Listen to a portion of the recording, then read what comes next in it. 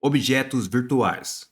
Para que possamos criar as nossas imagens sintéticas, o nosso ambiente 3D é composto por itens, objetos que têm as suas características particulares, para que possamos executar, para que possamos chegar, alcançar o nosso resultado desejado. E são categorias diferentes de objetos, cada objeto com seu atributo diferente, que vão ser responsáveis, que irão nos ajudar a chegar no nosso resultado. Eu vou entrar aqui no nosso Blender para que eu possa mostrar para vocês quais são os principais objetos que vamos trabalhar aqui no cenário. Aqui dentro da nossa cena, nós já temos aqui três tipos de objetos já de cara. O objeto malha, o objeto volumétrico, o objeto câmera e o objeto luz, que serão usados para gerar uma imagem. Então nós temos aqui um objeto que será iluminado, a luz que irá iluminar esse objeto e gerar uma sombra, e a câmera que irá enxergar este objeto, que irá indicar qual o ponto de vista eu quero nesse nosso cenário. Mas nós temos outros tipos de objeto. Então eu vou aqui selecionar todos e vou apagar esses nossos objetos que estão aqui e vou vir aqui em Add, que vai mostrar para a gente as categorias diferentes de objetos. Então nós temos aqui a primeira categoria, que são os objetos volumétricos, os objetos que irão ajudar no nosso processo de criação de volume dentro do nosso ambiente virtual. Então, o primeiro é o objeto malha, o principal objeto que vamos trabalhar aqui para gerar volumes. Nós temos aqui algumas bases, como por exemplo, o objeto plano, um objeto cubo. Vou trazer ele para cá, vou trazendo eles para o canto aqui, para a gente ir organizando esses objetos. Nós temos aqui um objeto círculo, que é apenas um círculo de vértices. Nós temos aqui também o objeto UV esfera, que é uma esfera UV, uma esfera poligonal. Vou jogar para lá também.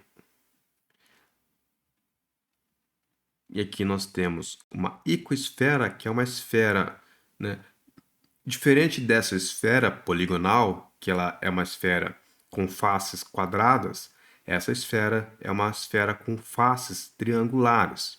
Dependendo do objeto que você for modelar, você pode utilizar ele como base, que vai facilitar mais a sua vida. Nós temos aqui um objeto cone, e aqui também nós temos o objeto malha, o torus, que é essa rosquinha. Todos eles, ao adicionar dentro da nossa cena, nos oferece opções de adição aqui embaixo, como a quantidade de resolução que vamos ter nos devidos segmentos que eles nos oferecem, Geralmente são 2 eixos. Algumas outras informações, como o caso aqui da rosquinha, nós temos aqui o diâmetro exterior, o diâmetro, e a espessura, e aqui a posição inicial de onde será adicionado, esses objetos. Que você pode fazer essa modificação aqui já na adição, de saída, inclusive aqui rotação e tudo mais. No caso aqui, vou adicionar outro objeto cone. No cone temos uma opção bem interessante que é, o quanto que será o raio superior, Então você pode deixar ele pontudo ou então você fazer ele mais capadinho, Esses objetos malhas serão muito utilizados para a gente fazer nossas modelagens poligonais, para que possamos chegar em objetos mais complexos, em formas mais complexas.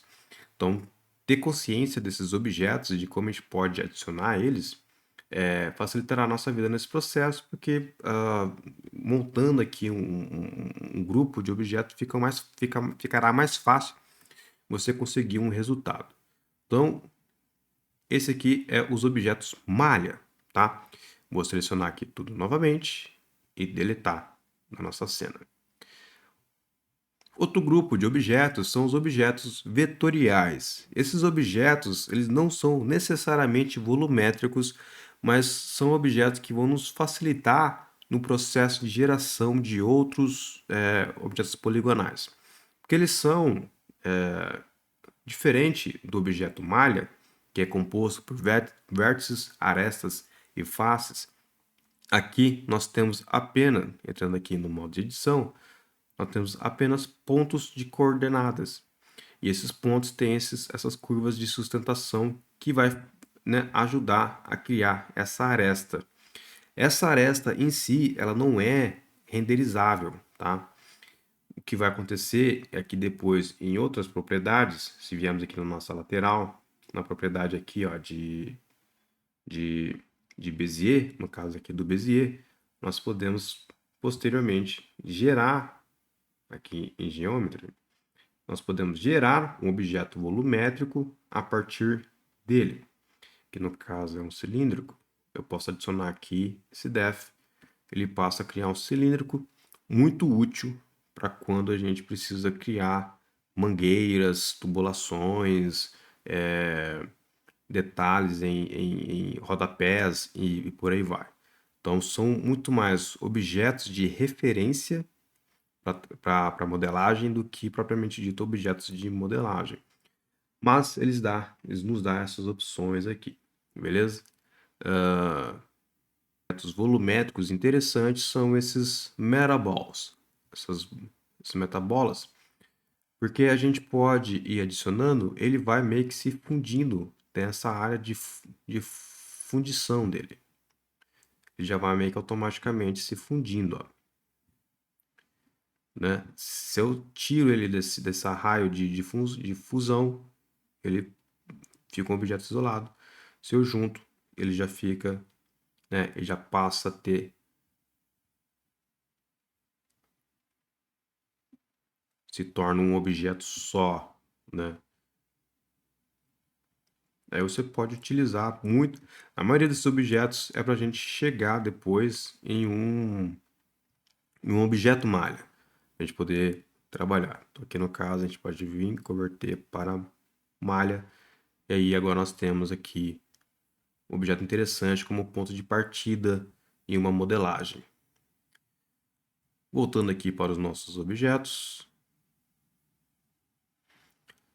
Temos aqui um objeto texto, que ele é bem simples. Ele é um objeto para você digitar, né, e ele fazer um volume textual, né, em 3D. Aqui no caso ele está flat, está fletado, mas aqui nas configurações, nas propriedades de texto, aqui na lateral, na aba de propriedades, na abinha aqui do objeto mesmo, nós podemos vir aqui novamente em geometria e adicionar uma extrusão, né, uma profundidade a esse texto. Entrando aqui no modo de edição, né, ele passa a adicionar aqui a função da gente adicionar aqui o nosso texto. E aí você posiciona dentro do seu cenário 3D da forma como você achar melhor. Armadura e siletes são objetos de modificação. Seguindo em frente, nós temos os objetos vazios. Esses objetos vazios, eles são vazios de atributos. Nos objetos volumétricos, nós temos aqui o atributo de malha, de objeto malha, que no objeto de curva nós temos o atributo de vetor, né? O surface também tem o atributo de vetor, é um vetor diferente, mas é o mesmo vetor do curve. O metaball também tem o atributo de ser essa metaball, que é um objeto específico aqui do Blender.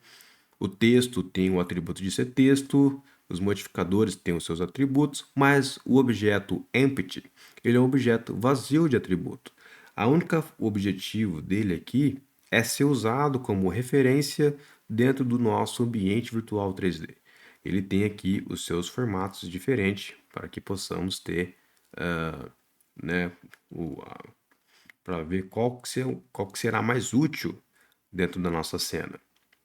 Aqui no caso, né, são vários, ó, tem círculo, temos o cubo, que aparece só, né, só a aresta. São objetos que não serão renderizados, na imagem final. Eles não vão ser afetados por luz nem câmera. A câmera não vai enxergar esses objetos porque eles são vazios de atributos. Não tem o que ser visto, né? E nós temos também aqui a imagem, que são imagens de referência, né? Aqui também tem, ó, uma imagem, e aqui pode adicionar uma imagem, tanto de referência como de background. Temos o grupo de luzes, são os grupos que vamos utilizar para iluminar nossas cenas. São os tipos de luzes diferentes que, na hora que formos trabalhar na hora que formos aprofundar sobre a questão de iluminação, eu explico exatamente quais são os seus diferenciais e qual a sua melhor utilização de cada uma delas, tá bom? Mas nós temos aqui esses objetos que eles parecem objetos vazios, mas na verdade são objetos que têm o atributo de iluminação, de iluminar a nossa cena e os nossos objetos volumétricos para que gerem sombras. Selecionando aqui, deleto. Nós temos aqui o nosso objeto câmera, que o objeto câmera vai servir para fornecer um ponto de vista da nossa cena. Eu posso adicionar várias câmeras, né? Quantas câmeras eu quiser, caso eu queira adicionar várias câmeras, né? Caso eu queira ter diferentes ângulos de trabalho. E aí, na hora de renderizar, um ponto importante, né? Que a câmera que será renderizada é essa que tem a flechinha preta em cima. Essa aqui está vazio, essa é uma câmera que não será renderizada. A câmera principal é essa. Se eu quiser modificar, depois eu venho aqui em propriedade, cena, e aqui eu escolho a minha câmera. Aí ele passa a ser a câmera principal. Deletamos, e aí nós viemos para o último grupo de objetos, que são objetos para simulação física, objetos para simulação de forças e partículas. Não vamos abordar nesse curso os objetos de partículas, então, mas você sabe que eles existem aqui, beleza?